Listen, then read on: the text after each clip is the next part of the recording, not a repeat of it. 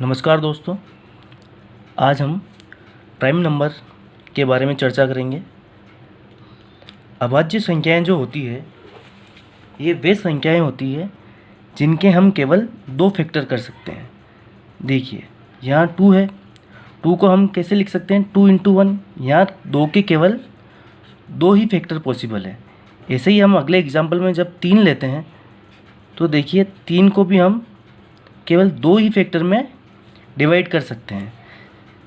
आगे 4 लेने पर हमारे साथ क्या होगा 2 इंटू 2 इंटू 1। जब हम 4 के जब फैक्टर करेंगे तो यहाँ हमें 3 फैक्टर मिल रहे हैं।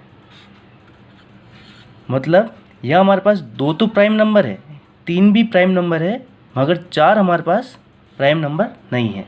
मतलब ऐसी संख्या जिसके केवल 2 फैक्टर प्राप्त हों उसे ही हम प्राइम नंबर बोलेंगे। ठीक है, यहाँ तक क्लियर। अब आगे आते हैं कि 0 से 10 के बीच में प्राइम नंबर कितने होते हैं।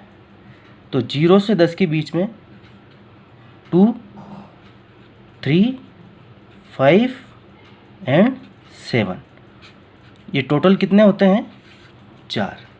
और ऐसे ही अगर मैं आगे बात करें तो 0 से 100 के बीच में कितने होते हैं, टोटल होते हैं 25। अगर मान लीजिए अगर कोई आपसे एक क्वेश्चन पुटअप कर दे कि 20 से 40 के बीच प्राइम नंबर कितने होंगे, तो मैं आपको कुछ नंबर्स बताता हूँ, डायरेक्ट आप उनको याद रखिएगा। इस क्वेश्चन में आपको कोई दिक्कत नहीं आएगी। देखिए 0 से 4 के बीच, 0 से 10 के बीच में होते हैं 4, 10 से 20 के बीच में होंगे 4, 20 से 30 के बीच में होंगे 2। इसको आप डायरेक्ट याद कर लीजिएगा 4 4 2 2 3 2 2 3 2 1, ईजिली याद हो जाएंगे। केवल आप इसको 2 से 3 बार देख लेना। 4 4 2 2 3 2 2 3 2 1। अगर हम इस क्वेश्चन के बारे में बात करें 20 से 40 के बीच, तो देखिए 20 से 40 के बीच में टोटल कितने आ रहे हैं हमारे पास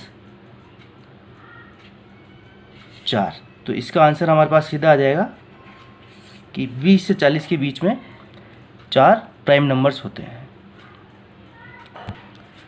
और यहाँ एक और चीज़, अगर हमारे सामने ये क्वेश्चन आता है कि फर्स्ट प्राइम नंबर क्या होगा, फर्स्ट प्राइम नंबर, तो दोस्तों गलती से भी 1 मत करना। जो फर्स्ट प्राइम नंबर होता है वो हमेशा 2 ही होगा। एक में देखिए एक का केवल आप एक फैक्टर कर सकते हैं, इसलिए हमेशा जो फर्स्ट प्राइम नंबर होगा वो 2 ही होगा। और अभाज्य संख्याओं की जो शुरुआत होती है वो 2 से ही होती है। देखिए अब हम आगे क्वेश्चन करने वाले हैं। 37 से 63 के बीच में अभाज्य संख्याएं कितनी होगी। जब भी हमें इस तरह के क्वेश्चन मिलें तो आप एक काम कीजिएगा, फर्स्ट जो नंबर है वहाँ से आप 6 की टेबल स्टार्ट कर दीजिएगा। देखिए 37 से ठीक पहले आता है 36। अब इसमें 6 जोड़ते हुए चलिएगा, 42, 48, 54, 60। ठीक है, अब इनसे ठीक एक पहले और एक बाद वाली संख्या लिख दीजिएगा। 41, 43, 47, 49, 53, 55, 59 एंड 61।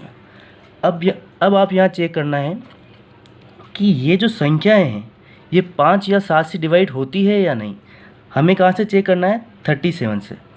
अब आप यहाँ देखिए 37 ना तो 5 से डिवाइडेड है और ना ही 7 से, तो ये वाली जो संख्या होगी हमारे पास प्राइम नंबर होगी।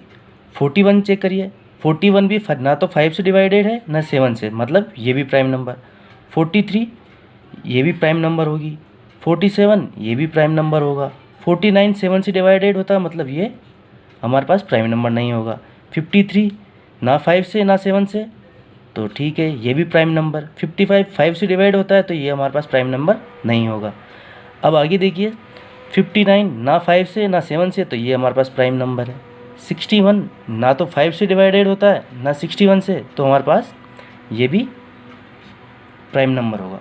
अब यहाँ टोटल काउंट कर लीजिए, 1 2 3 4 5 6 7, मतलब 37 से 63 के बीच में टोटल कितने प्राइम नंबर हुए? 7, और यही हमारा आंसर होगा। अब जो नेक्स्ट क्वेश्चन है वो है सबसे छोटी अभाज्य संख्या। अभी मैंने आपको बताया था कि सबसे छोटी जो अभाज्य संख्या होती है वो 2 होती है, क्योंकि 2 ही ऐसा है सबसे छोटा जिसके दो फैक्टर पॉसिबल हैं। ठीक है, होप अब जब भी क्वेश्चन आपके सामने आए कि सबसे छोटी अभाज्य संख्या है, तो आप 1 नहीं करेंगे, इसका आंसर 2 होगा। अभी हाल ही रेलवे के एग्ज़ाम में एक क्वेश्चन देखने को मिला था कि निम्न में से अभाज्य संख्याओं का युग्म क्या होगा। तो ठीक है, हम बात करते हैं अभाज्य संख्याओं के युग्म की। तो अभाज्य संख्याओं का युग्म क्या होगा? ऐसी अभाज्य संख्याएं, ऐसी अभाज्य संख्याएं जिनके बीच में जो अंतर हो वो 2 का होगा। जैसे कि हम एग्जांपल लेते हैं, हम अभाज्य संख्या लेते हैं 2, 3 और 5, ये तीनों अभाज्य संख्या हैं। अब आप यहाँ देखिए 2 और 3 के बीच में डिफरेंस कितने का है? 1 का। 3 और 5 के बीच में डिफरेंस कितने का है? 2 का। मतलब 2 और 3 आपके अभाज्य संख्याओं का युग्म नहीं होगा, लेकिन यहाँ 3 और 5 ये अभाज्य संख्याओं का युग्म होगा, क्योंकि यहाँ जो बीच में जो डिफरेंस आ रहा है वो कितने का आ रहा है? 2 का। ऐसे ही 41 और 43 दोनों अभाज्य संख्या हैं और इनके बीच में अंतर कितने का है? 2 का। मतलब ये भी आपके अभाज्य संख्याओं का युग्म होगा। अब ऑप्शन पे आते हैं 71 और 73। अब 71 और 73 दोनों ही आपके पास अभाज्य संख्या है और इनके बीच में जो डिफरेंस आ रहा है वो भी 2 का है। मतलब इसका राइट आंसर होगा आपके पास ए। अब दूसरे ऑप्शन भी चेक करते हैं, 3 और 7 इनका डिफरेंस कितने का आ रहा है? 4 का। मतलब ये गलत। यहाँ 37 41 इनका डिफरेंस कितना का आ रहा है? 4 का। ये भी गलत। और 43 47 इनमें भी 4 का, मतलब गलत। आपके पास जब कभी भी ऐसा क्वेश्चन आए तब आप सबसे पहले ये चेक करिएगा कि ये संख्याएं भाज्य और अभाज्य, ये संख्याएं अभाज्य है या नहीं। और अगर अभाज्य संख्या हो तो ये चेक करना है कि दोनों संख्याओं के बीच में अंतर हमेशा 2 का होना चाहिए। धन्यवाद।